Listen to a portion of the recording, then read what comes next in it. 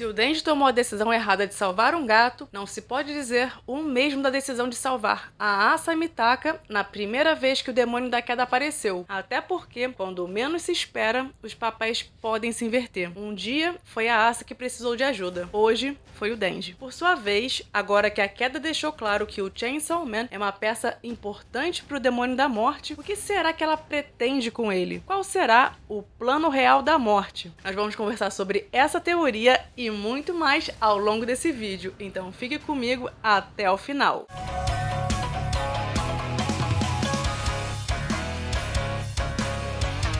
Olá, sejam bem-vindos! Eu sou a Renata e hoje vamos conversar sobre o capítulo 206 de Chainsaw Man. Se você puder me ajudar a continuar com o meu trabalho no canal, você pode se tornar membro por apenas R$ 2,99 por mês. E claro, eu deixo aqui o meu muito obrigada a todos que já são membros do canal. Mas se você não puder, você já me ajuda se inscrevendo, comentando, deixando seu like nesse vídeo ou comprando os mangás do Chainsaw Man pelo meu link na Amazon. No final do capítulo passado, quando a Yoru pediu pro Denji salvá-la, a queda apareceu bem diante dele e a gente ficou na expectativa se rolaria um novo embate entre os dois. E esse capítulo começa com o Denji encarando a queda sem lembrar quem ela era. Aí, ele olhou para os peitos da queda e quando o Denji fez isso, eu até achei que ele iria reconhecê-la pelos peitos, mas não foi o caso e ele precisou de uma ajudinha da Yoru, que avisou que ela era o demônio da queda. O fato do Denji não ter reconhecido a queda chamou a atenção de uma galera porque, de fato, eles se encontraram há relativamente pouco tempo, mas ele não se lembrou da queda, nem olhando para os peitos dela. Isso até pode ser um comportamento parecido com os Cavaleiros do Apocalipse, que tem uma certa dificuldade em reconhecer rostos. Mas também vamos combinar que o Denji não é o cara mais atento do mundo, né? Então é provável que isso não signifique nada demais. Mas não custa ficarmos atentos com relação a isso, porque realmente é meio estranho o Denji não se lembrar de um demônio com peitos que ele lutou há poucos meses. Bom, a Yoru alertou o Denji que a queda era muito forte. Engraçado que há uns 2 capítulos ela estava super confiante de que mataria a queda com o seu nível de poder atual, né? Então é curioso que esse discurso mudou rapidinho. Bastou uns minutinhos de luta e a Yoru ficar presa nos escombros pra ela mudar de ideia, né? Mas enfim. Como a queda era muito forte, a Yoru pediu pro Denji tirá-la dos escombros primeiro, porque ela estava presa sem conseguir se mover. Ou seja, o Denji precisaria da ajuda da Yoru para lutar contra a queda. Só que na verdade, a queda não estava ligando para os dois e disse que o Denji poderia salvar a Yoru se ele quisesse. Até porque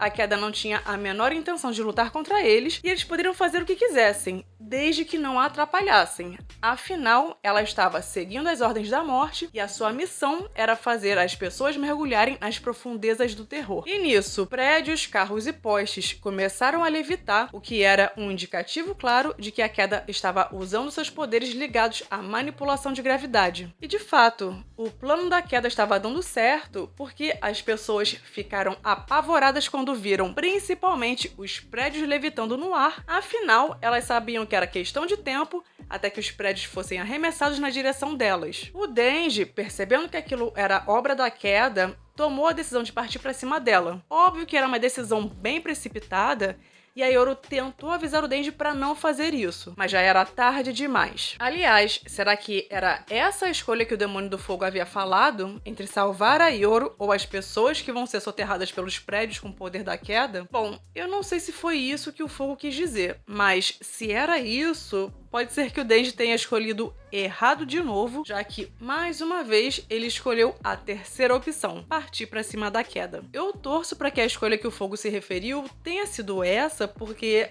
as opções que eu tinha pensado eram até piores, já que envolvia escolher entre Asa e Nayuta, na hipótese da Nayuta ainda estar viva, ou entre Asa e Yoru. Mas enfim, a ideia do Denji partir para cima da queda sem ter nenhum plano em mente, sinceramente, é burrice, porque ela é um demônio primordial extremamente poderoso. E desde a sua primeira aparição, ela já deixou claro que não adiantava lutar contra ela, porque o tipo de armamento atual da humanidade não é suficiente para matá-la. Quando ela falou em armamento atual, isso nos faz pensar se teria algum armamento do passado que faria isso, como por exemplo, as armas nucleares, né? Mas esse demônio foi devorado e apagado pelo Chainsaw Man. E sabe-se lá que outros tipos de armamento o Chainsaw Man pode ter apagado no passado. Mas daqui a pouco a gente volta nessa questão questão? Bom, a gente sabe muito bem que o demônio da queda, além de conseguir controlar a gravidade livremente, o que, convenhamos, é um poder bem absurdo, ela também consegue lançar ataques mentais, fazendo com que as pessoas sejam levadas a encarar os seus traumas, já que o conceito de queda abrange tanto a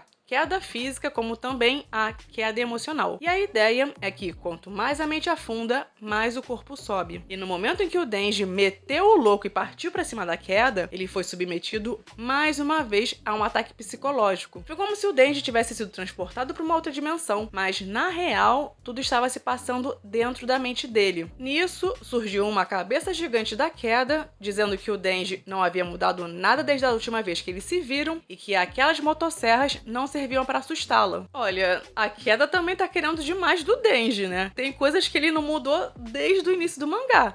Então, assim, não adianta esperar que ele mude de uma hora pra outra, porque, né, não vai rolar. Nesse momento, o irmão gêmeo mais velho da história do Demônio do Fogo saiu de dentro da boca da queda, dizendo que o Denji deveria entender a dor e a tristeza de perder alguém querido. Ainda assim, mesmo entendendo esse sentimento, o Denji foi capaz de deixar o seu irmão morrer, tirando dele e do fogo uma pessoa querida. A referência ao fogo fica subentendida quando o irmão mais velho começou a pegar fogo. E ele também apareceu partido ao meio nessa representação, porque, além do Denji ter cortado a cabeça do Chainsaw Man Fake durante a luta, ele também o cortou ao meio. E assim, o irmão mais velho acabou morrendo pelas mãos do Denji, que passou a se sentir culpado e pediu desculpas. Eu acho interessante que, muitas vezes, quando o Denji acaba lidando com a sua culpa, ele regride a sua forma de criança, como se isso dialogasse com o momento da sua vida em que ele se sentia mais vulnerável. Crianças já são seres vulneráveis por si só, mas isso também dialoga com os seus traumas de infância e com a culpa que o Denji carrega. E ainda que no capítulo passado o Denji não tenha reconhecido que tomou a decisão errada de salvar o gato quando foi confrontado pelo demônio do fogo, nesse capítulo de agora, quando a queda o submeteu novamente a um ataque mental, ele acabou sendo obrigado a enfrentar os seus traumas do passado ao se colocar na pele do irmão mais velho. O Denji, que já perdeu muita gente querida, deveria ter facilidade em entender o sentimento do gêmeo mais velho e todo o sofrimento que ele passou ao perder o seu irmão mais novo quando o Denji escolheu salvar um gato. Até porque, por trás da escolha de salvar o gato em vez de um ser humano, isso também envolve o fato de que essa pessoa que morreu era querida por outras pessoas, como familiares e amigos, que sentiram o impacto da sua morte, assim como o Denji sentiu o impacto da morte do Aki, Power e Nayuta. E seguindo esse raciocínio, em tese, seria natural pensar que o Denji não gostaria que outras pessoas experimentassem a mesma dor que ele passou, e por isso o comportamento esperado seria o Denji salvar algum ser humano. Mas como eu já comentei no review passado, o Denji parece enxergar que vidas humanas e vidas animais têm o mesmo peso, até porque o seu arranjo familiar envolve tanto pessoas como demônios e também animais. Mas no momento em que o Denji sofreu um ataque psicológico da queda e foi obrigado a confrontar a dor de perder alguém querido, ele parece ter se lembrado de como se sentiu e do quão traumático isso foi. E nesse momento, ele pareceu entender a dor do gêmeo mais velho de perder o seu irmão por causa de uma decisão que o próprio Denji tomou. E não só ele pareceu entender a dor do irmão, como também ele sentiu culpa por ter sido o responsável por isso, sendo que ele próprio já vivenciou essa dor várias vezes no passado. Enquanto o Denji ainda estava preso no ataque mental da queda, ele começou a levitar, seguindo aquela lógica que eu já comentei, de que quanto mais a mente afunda, mais o corpo sobe. A queda estava satisfeita com isso, porque queria o Chainsaw Man fora do seu caminho naquela hora, até porque ele era uma peça importante para o demônio da morte. Agora, o que será que a morte pretende com o Denji? Eu acredito que o seu plano deve estar relacionado com o poder do Pochita de apagar demônios. Uma possibilidade é que a morte pode ter um plano semelhante ao da Makima, que queria moldar o mundo a partir dos poderes do Chainsaw Man, apagando conceitos que ela não gostaria que continuassem existindo, como no caso, as próprias irmãs, morte, fome e guerra. Só que a morte, em vez de querer apagar algum conceito, ela pode querer que o Chainsaw Man vomite algum conceito que foi devorado no passado, que é a mesma intenção da Yoru, já que ela deseja recuperar os seus filhos. Então pode ser que ela queira recuperar evitar algum armamento, alguma doença ou algum evento catastrófico. Ou seja, basicamente, talvez a ideia seja recuperar algum conceito que tenha sido devorado pelo Chainsaw Man no passado e que seja útil para mergulhar ainda mais a humanidade nas profundezas do terror. De fato, nós já vimos que o Chainsaw Man consegue vomitar demônios que ele devorou, e ao fazer isso, o conceito relacionado ao demônio volta a existir como se nunca tivesse sido apagado. Pelo menos com relação aos demônios que foram recém-devorados, isso é possível. Mas ainda não vimos se é possível o Chainsaw Man vomitar demônios que ele comeu há muito tempo. Por sua vez, se a morte tiver a intenção de transformar o Chainsaw Man em seu Pokémon, ela vai precisar matá-lo, já que a morte pode controlar aqueles que ela mata, podendo revivê-los e transformá-los em seus peões. E uma forma de fazer isso é devorando esses seres, como já aconteceu com a Kiga verdadeira e com o Chainsaw Man fake. Só que assim, matar o Denji não deve ser uma tarefa muito simples, já que por ele ser um híbrido, ele é praticamente imortal. Por enquanto, essas foram as possibilidades que eu pensei, mas se alguém tiver alguma teoria diferente quanto ao plano da morte com relação ao Denji, já aproveita para ir comentando desde agora. Bom, enquanto a Queda estava distraída com o Denji, a Asa teve uma ideia bem arriscada. Apesar de estar presa nos escombros, ela ainda conseguia mover os seus dedos. E a Ioro, ao perceber a intenção da Asa, pediu para ela não atirar porque tinham escombros ao redor. Ou seja, se a Asa atirasse, elas iriam sair voando de lá. Na primeira vez que a Asa teve que lidar com o demônio da Queda, ela teve uma postura completamente diferente. Quando a Asa teve que revisitar os seus traumas do passado ao sofrer um ataque psicológico da Queda, ela fechou os olhos e aceitou se entregar à Queda porque acreditava que assim ela estaria livre de todo o sofrimento que ela experimentou. Só que dessa vez, quando a Asa fechou os olhos, ela não estava resignada,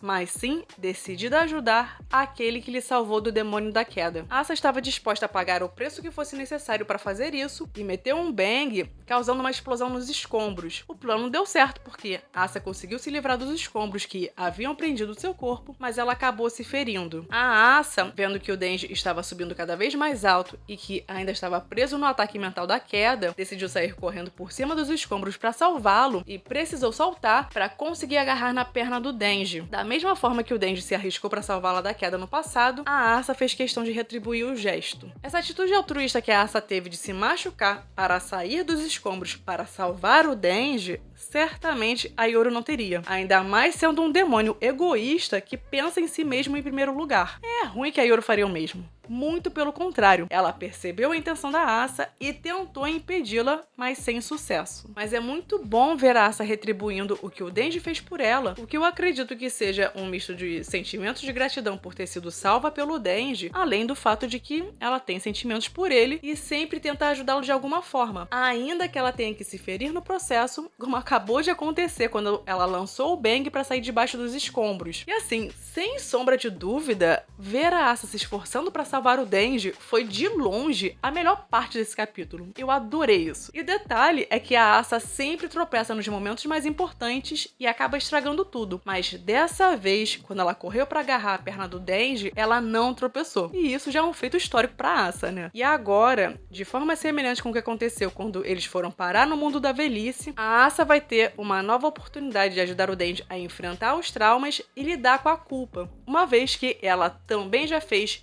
escolhas que acabaram resultando na morte de pessoas. Basta a gente lembrar que a Asa tentou salvar um gato, mas acabou tropeçando, sua mãe tentou protegê-la, mas acabou morrendo por causa do demônio do tufão, o que acabou gerando um forte sentimento de culpa na Asa. Enfim, algumas pessoas podem achar que o Fujimoto tá sendo repetitivo porque tá acontecendo algo muito parecido com o que já tinha rolado no arco do surgimento da Queda, mas eu acho interessante essa ideia de que o jogo pode virar e os papéis podem se inverter. Um dia você ajuda uma pessoa, mas pode ser que no dia seguinte, quem precisa de ajuda seja você. O Denji pode ter tomado algumas decisões erradas, mas certamente não errou quando decidiu proteger a Asa Mitaka. E agora ela tem a oportunidade de fazer pelo Denji o mesmo que ele fez por ela. Na semana que vem teremos uma nova pausa e eu já percebi que de uns tempos pra cá essas pausas estão rolando a cada 2 capítulos, sendo que antes o intervalo era de 3 capítulos, né? Enfim, se você curtiu o vídeo, eu te peço para clicar no like e se inscrever no canal caso ainda não seja inscrito. E se puder, se torne um membro do canal porque isso vai me ajudar bastante. E vale a pena ativar as notificações para que você seja avisado assim que sair o próximo review. Bom, esse foi o vídeo de hoje. hoje. Eu vou ficando por aqui.